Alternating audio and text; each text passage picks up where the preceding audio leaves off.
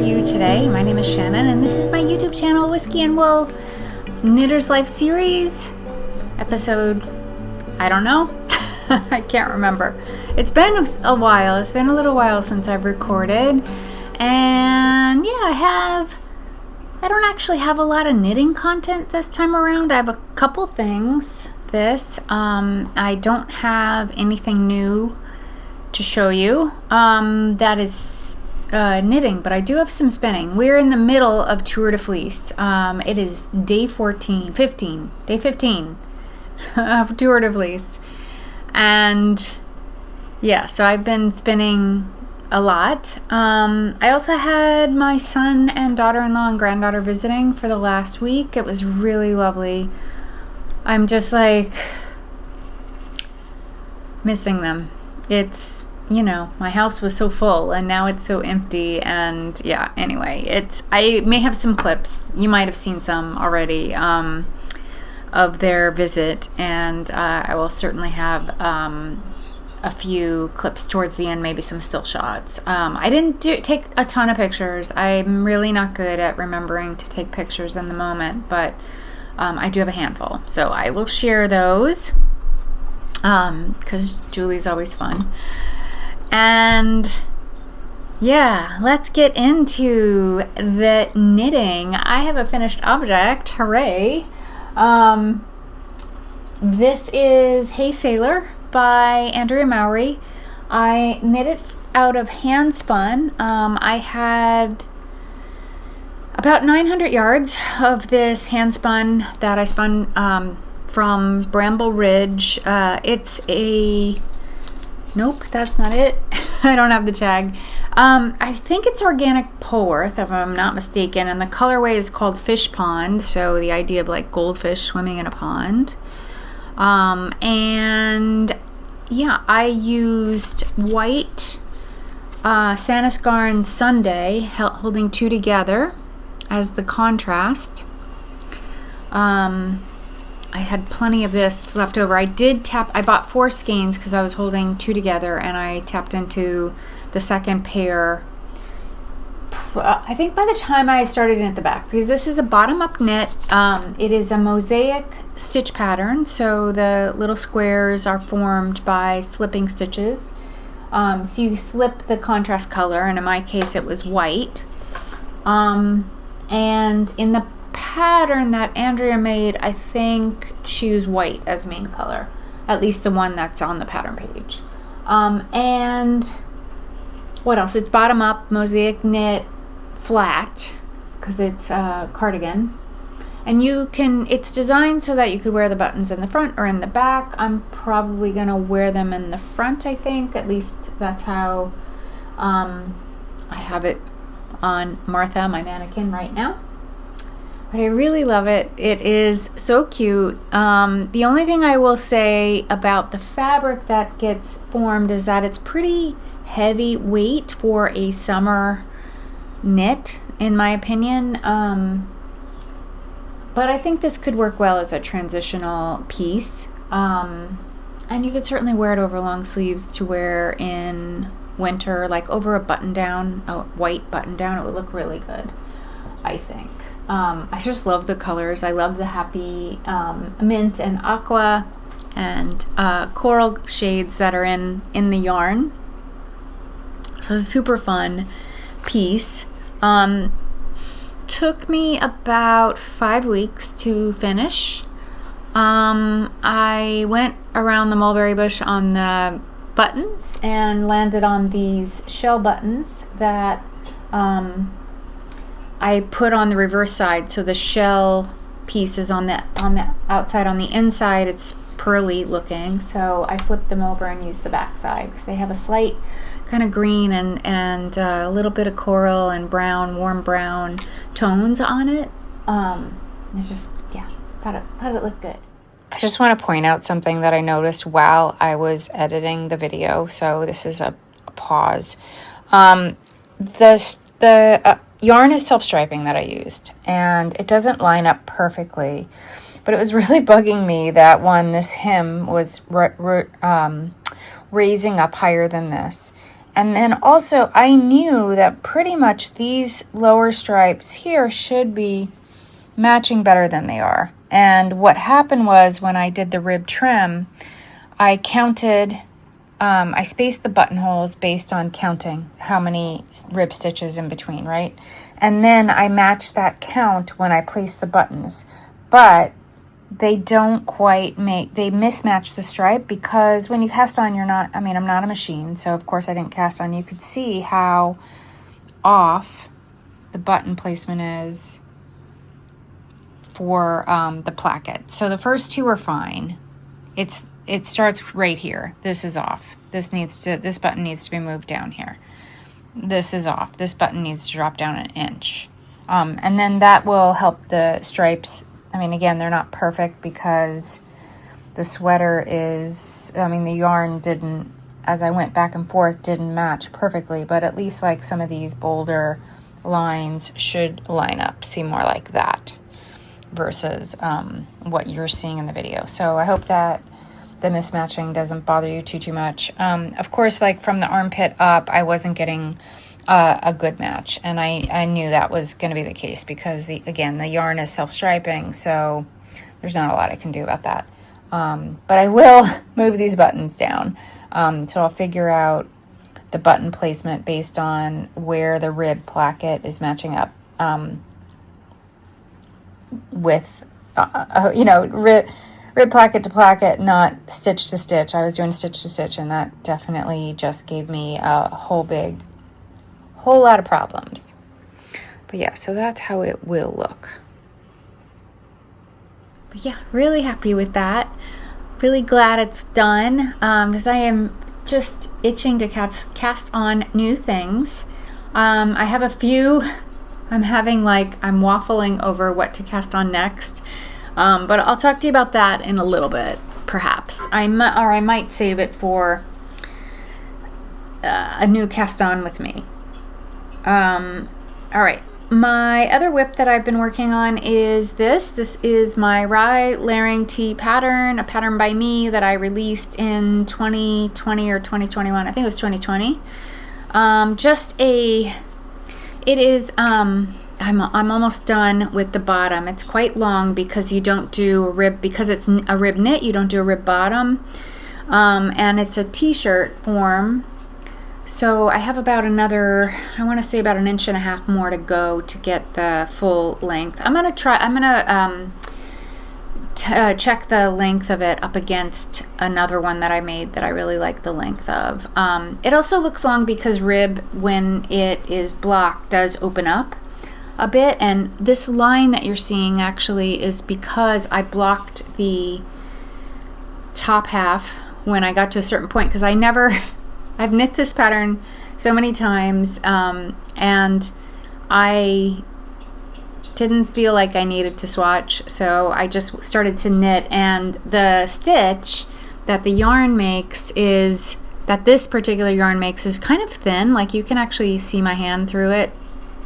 And I was concerned that maybe this was just going to be too thin, but I suspected that it would bloom in the blocking, which is exactly what happened. So here you can see the difference of the blocked fabric. It's quite a bit thicker.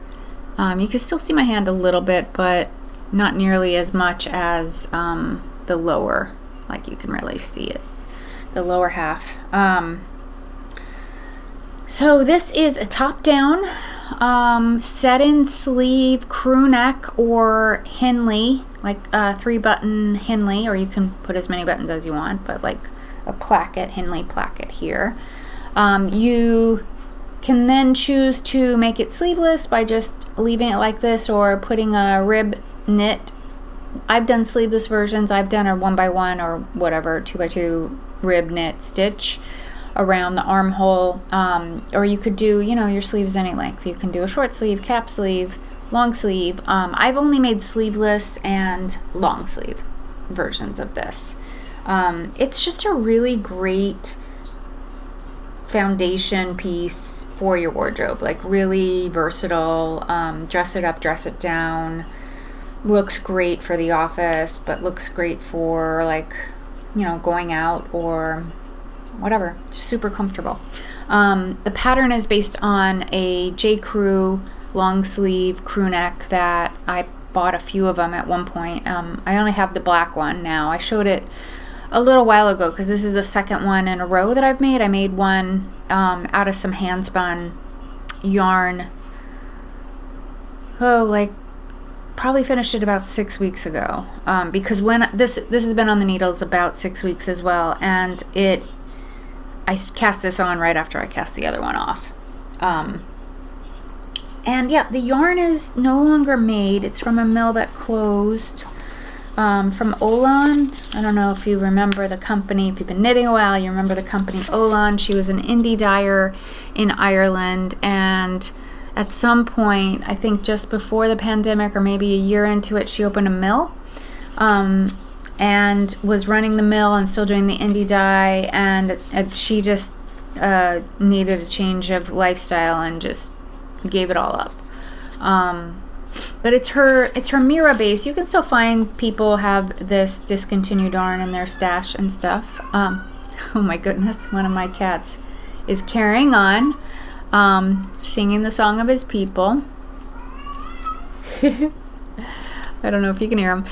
It's 100% fine merino, and I don't know, I don't even remember why I picked this color, because I had bought an Advent from her, I want to say in 2021, and this was one of the colors. She let people who had bought the Advent buy bigger quantities of any of the colors, and this was a color called Afterworld that I just really loved it because it was like a transitional color in the gradient. She had made a gradient that was like, went from like very, very pale pink to shades of gold and yellow and like a sun almost. It was beautiful. And then from the yellows and golds to burgundy and to like olive greens and burgundy. And this was one of the transitional colors from pink to some of the deeper tones. It was this color, and then I want to say there was a taupe in there. But I don't know, I really loved it. I just thought it was a pretty color. It's got a rosy pink hue to it. I think she dyed the fleece first and then spun it, and it was she used like red, yellow, and blue fiber to make the color. That's my guess anyway, just from looking at the heather that's in the yarn. But yeah, I'm ready to do the sleeves because I know the sleeves will go fast. So I'm hoping I get there maybe by the end of this weekend, and then I won't have any. I do have a couple other whips, but I won't have any active whips. So I am interested in casting on a couple new things. I've been swatching, trying to decide what to do. So probably next time I come do a Knitter's Life with you, hopefully that piece will be done and I'll have some new things. I will certainly have some new things, because just having one project to knit on, I need to either pull out some of my inactive whips, which I have also been pondering, or one being the Awesomer Gossamer, which I've talked about on and off the last couple months. I've cast it on in February when the pattern first came out, and I just have been sort of working very slowly on it, just not really working on it all that much. And the last month I have not worked on it at all. Just interested in getting some of the other knits done that I've been working on. So with that, I'm gonna move over to spinning, and I'm gonna just talk you through a couple of things that I've been working on. My first sweaters quantity from Tour de Fleece is done. I think I showed you this fiber last time I did an episode. I had made some bats. So I finished these. This is about 950 yards, maybe closer to it, maybe 960, 970, something like that. Fingering weight, merino Cormo. And it is like this bright neon yellow with natural blending. I spun in the spin. I blended some Cormo, natural Cormo, So it's not a gradient, what's it called? Tonal. It's tonal. But it's so pretty. I just really love it. It's so much brighter in person than it's showing up on my screen here, but we'll see what happens with... Sometimes the camera struggles when it has a lot of bright colors. It'll cast them in different lights, although I'm not noticing that happening. It tends to really happen with turquoise. Like turquoise just throws this camera off. So yeah, this was my first spin. I am aiming to spin a kilo this Tour de Fleece. So this was 220 grams, and I finished this morning another 110 grams, so I'm up to 330 grams, which is exactly Melly Knits, who is our host for Stash Dashers this year. She always hosts Stash Dashers. I joined her team. She's also working on a kilo, trying to finish a kilo, and she also hit about 330 as of, I want to say, yesterday, so I'm not that far off. I did lose time because I wasn't spinning all that much when my son was visiting. I spun a little bit in the mornings when they were still sleeping, but not the quantity that I was doing before that. So anyway, this is my second 110 grams. This was a braid that I was not labeled, so I think I got a mystery bag from Green Goat Ranch, and I've been using up a lot of it. I used up a lot of it in my combo spins. I still have quite a bit left. I want to say it's merino. It's either merino or rambouillet, but I'll show you a picture of what it looked like. It was a braid that was speckled in kind of a dark rainbow order. So I just decided to keep that order, and that's what you're seeing here in the colors. It's a lot of like pond scum green, like it's basically an autumnal rainbow. Purples, blues, gold, rust, dark red, and then these like olivey and pond scum green colors. But really pretty. It's still a little damp, which is why it's open like this. So I'm going to just put it back to hang to dry, and then I'll photograph it and add it to my pile of Tour de Fleece. Besides that, I purchased from Melly some, in her last shop update, I got some fiber. So if you don't know, if you're not a spinner, you probably don't know who the heck I'm talking about. But Melly is known for, I don't know her history of how she ended up in the business that she's in. But what she does is buys fleece from farmers. I'm pretty sure she buys directly from farmers. So she buys fleeces from farmers and then hand processes it. So she washes it, she picks it, she cards it, and then creates beautiful bats. And she doesn't dye, but she will add color by adding sari silk to the fleece. So when you buy from her, you're getting like all of this hand processed stuff. And if you've been here before, I have purchased fiber from her before, and there is plenty of stuff up on the internet, but she is like FUN fun. Like the way she conducts herself through the Tour de Fleece, like the way she just generates, the energy she brings, I guess is the way I should say it. Like the energy she brings and the way that she just like is so enthusiastic about all things fiber. Oh, and I forgot to say her husband shears sheep too, so I'm sure that has helped or enabled her to make some real good connections with farms and stuff.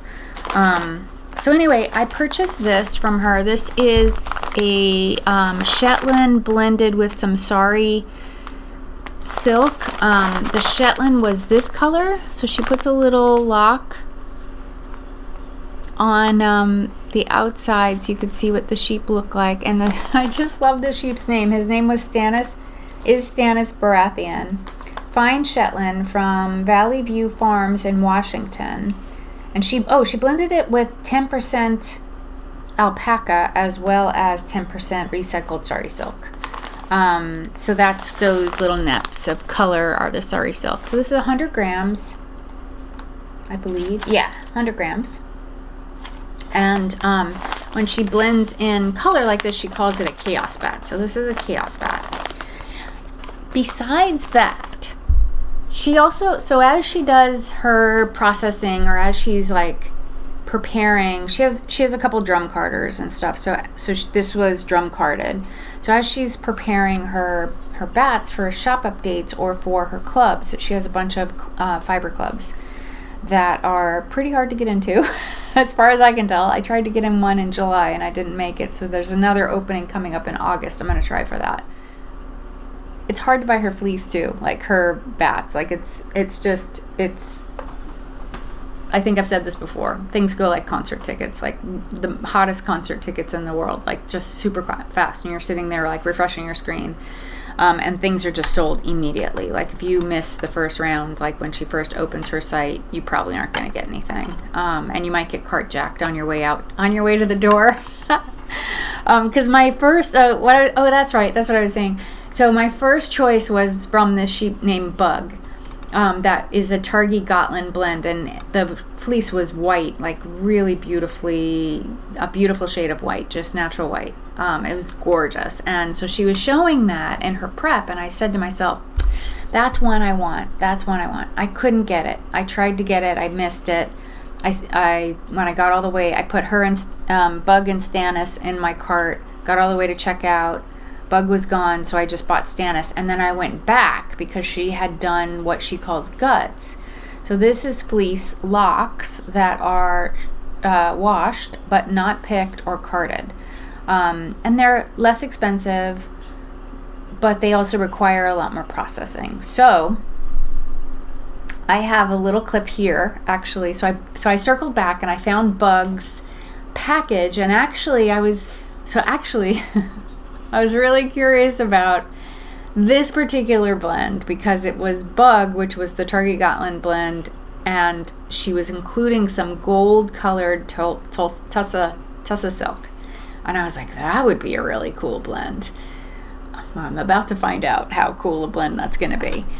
So do watch this. I have a video clip of me talking to you about what I bought, and there may be some where I'm repeating myself. So I may either have clips, cuts, edits here or in that clip, but just, be aware that's why there were edits. This is my first time getting Melly Knits Guts package, which is washed but not carded or picked wool.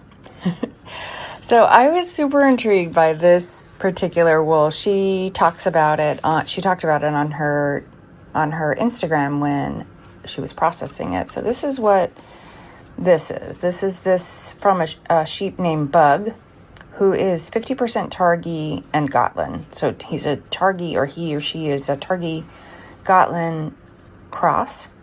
And this is the farm that it's from. And she included 15 grams of gold munga silk. And when she was picking the part that became bats that she sold in her store, the fleece just looked amazing. So I'm very excited to try this. And she didn't add the silk in her bat, so I just had to see. So this is about 30 grams of it's 100 grams altogether. So this is about 30 grams that I picked last night, so you can kind of get an idea of the loft and texture of it once it's been picked. There's still a little bit of edge matter in it that I'm hoping to get out as I card, or at least most of it I'll be able to get out. But look at it, it's just so gorgeous. I'll show you the update. I'll update you on the process as I do it. Okay, so I made bats after picking it, and I made bats on my new blending board, which I shared with you last episode. So yeah, here's one of those floofy little bats. I actually think this is one of the small ones. So this is going to be my next spin, because I finished the self-striping this morning. So I'm either going to start this afternoon or maybe tomorrow, but definitely tomorrow, because I'm trying to spin every day. So I have a whole big bag of this this beautiful floof, and I'm super interested to see what kind of yarn it ends up being. It's just like so, it's like a cloud. It's so floofy. This bat I started with laying down some of the silk, so that's why the silk is on the outside, and I have a few that I basically did like half one way and half another way. This also has the silk on the outside. But a few do not have the silk on the outside. I tried to evenly distribute the silk, but I don't know how good a job I did. But yeah, I'm so excited. So that was my first time picking the wool. I had definitely used I used the carding board, blending board. I use the blending board for this and for some other fleece that I have not yet spun. So I knew I could do that. And picking really, it wasn't as, I thought it was going to be a lot more time consuming than it was. Like, so I watched a couple of videos about how to do it. It's pretty easy, but what is amazing is how much debris comes out. Like, looking at the locks, they didn't look that dirty, but then as I was picking them, the pile of debris that built up underneath where I was picking it was crazy. And I pretty much went through picking it and making these bats all like within a day. I started a little bit the night before and then made one bat, then went to bed, got up the next morning, did more picking and made bats again. So just because I just wanted to get it done. And it, there's equipment, like tools that are spread out, like, a place where I could card and, pick, and keep my apartment clean. And, everything vacuums right up anyway.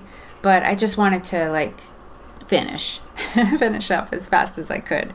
So it was really, really fun. It was interesting to do. It made me braver about purchasing her Guts packages in the future, because the Guts packages definitely don't sell as quickly. But yeah, it was fun. So, and then I won a prize, so you'll be seeing more of me picking and carding on my blending board more fleece. So I won a prize. I won my choice of either a finished bat or washed fleece, and I got the farm, I think, is in Canada. I'll put the name on screen. I don't want to mess it up. I know it starts with Lily, but I'm not sure. I know there's a second word. I'm just not sure what it is. So I'll put that on screen. So I got in touch with her. I didn't actually see that I won for a few days because I was busy with my family and I just didn't watch the video where Melly announces the winners. So when I saw that I won, I was like, oh my God. So I reached out to her and I was just so excited to have one fleece, because there were all kinds of different prizes every Saturday.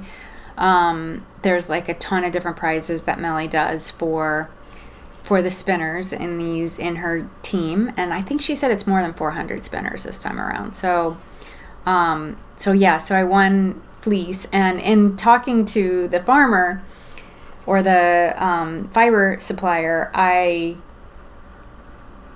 she offered, unscoured, and so she offered up some black Shetland, which I love Shetland, clearly. Black Shetland unwashed. She said it was like, it's very stinky but washes clean, and I was like, oh, that sounds really interesting, but I'm scared. I've never washed fleece before. I know I can pick, and I know I can card. Not worried about that. But yeah, I was just like, oh, I don't know. So she offered to put some of the unwashed Shetland in my package. So that should be here in the next week or two. So I'm so excited to see what she sends me. She gave me a couple choices of my washed fleece, and I ended up picking one that I think is going to be sort of like this. Like, she's called it blonde. I think it's a little bit lighter though than this one. It had like some silver in it and this like tan silver and then like bleached, beige colored tips. It looked beautiful. Like, I'm so excited to get it and to try it out. Yeah, anyway. So that's been my spinning adventures. I did also buy the team color from Bramble Ridge, which is so pretty. I couldn't remember what I bought volume wise. She had one colorway or two colorways. One was this is Tropical Dashiell, and Dashiell is a three-eyed sheep that is the mascot of the team of Team Stash Dashers. So that's this right here. It's from Bramble Ridge. I don't remember what the other color was called, but it was brighter, more jewel tones. Really pretty. Really, really pretty. But it was on, by the time I saw the listing, it was already on pre-order, the darker color. And this was readily available. So I went ahead and took this. Yeah, so this is Polworth, 100% Polworth. But it's so pretty. I think it looks really good with this, actually. So this might become Ooey Gooey. I'm not sure. The new pattern by Andrea Mowry. I did purchase the pattern because she offers it at a discount. And I really, really, really love the cardigan that Rachel of the Spinsters knit. So that is what I think I want to make is, and especially if I use this bright yellow, I'm going to make it a cardigan. And I do think this color would look great in it. I also pulled up some, I was thinking like it would just be better for me if I could not put pressure on myself to make yarn in order to knit this project, but to find some hand knit or hand spun that I already, or some spin cycle. I actually have spin cycle that would work, but I pulled out this hand spun, this old hand spun, that would work fine. It would just be a really bright sweater. So I just have to think about that, because this isn't exactly neon, but it's like hot pink, hot orange, gold, and there's some really cool like shades of green. Like, I don't know if you'd see it better in the other skein. There's like this pond scum green in there. I don't know if you're seeing it. And this will stripe somewhat. It's not going to be as stripy as the spin cycle dyed in the wool, but it will certainly be like pretty contrast color against this yellow, where like this one, the Bramble Ridge, does have big chunks of yellow. So when those big chunks of yellow met the yellow fleece, it will yellow solid color. It would kind of be blendy. So yeah, I'm debating. This might be the way to go. I'm also not in a hurry to make the Ooey Gooey sweater. It's a great name, by the way, and I really love the pattern. I'm not in a big hurry to make it in time for Rhinebeck or anything, because I'm not sure I'm gonna go. And if I go to Rhinebeck, I'll have something new. I can wear this. Maybe. Yeah, I'll have a new sweater that I can wear to Rhinebeck.